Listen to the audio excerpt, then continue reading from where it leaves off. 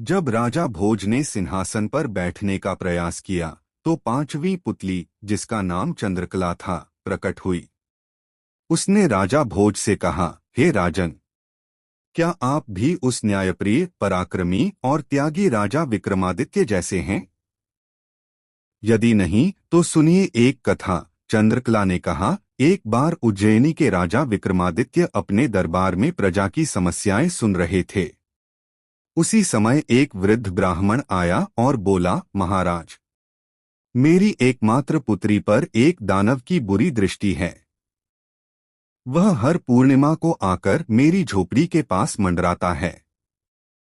कृपया मेरी सहायता करें। राजा विक्रमादित्य ने तुरंत सहायता का वचन दिया और अगले पूर्णिमा की रात वह साधु के वेश में ब्राह्मण की झोपड़ी के पास छिप गए।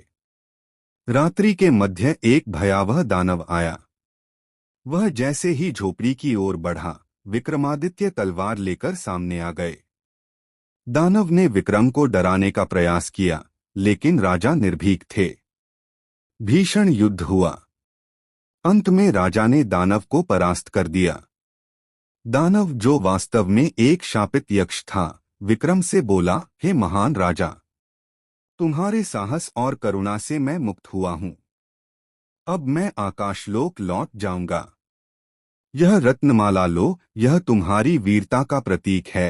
राजा विक्रमादित्य ने वह रत्नमाला ब्राह्मण को दे दी और कहा, यह तुम्हारी बेटी के अच्छे भविष्य के लिए है। कहानी समाप्त कर चंद्रकला पुतली बोली, हे राजन, क्या आप भी बिना किसी स्वार्थ के ऐसे साहसिक कार्य कर सकते हैं?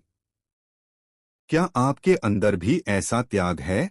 राजा भोज चुप रहे और सिंहासन पर बैठने से फिर पीछे हट गए।